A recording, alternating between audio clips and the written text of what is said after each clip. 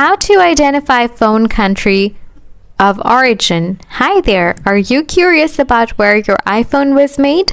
Whether you're checking the country of region for verification or just want to know where your iPhone was manufactured, this guide will walk you through the steps to find out. Solution 1. Check the model number. Open Settings on your iPhone, scroll down, and tap on General. Tap on About. Find the second model number in this section. Here, you need to only two-letter before slash. In this iPhone 13 Pro, you can see it is KH. Right to see, keep in mind. Quickly after that, open your browser on iPhone, type iPhone region iPhone wiki. I'll leave the link in the description. Tap model regions, scroll down. Here, you need to match your last two letters since I had KH, which represents China or South Korea.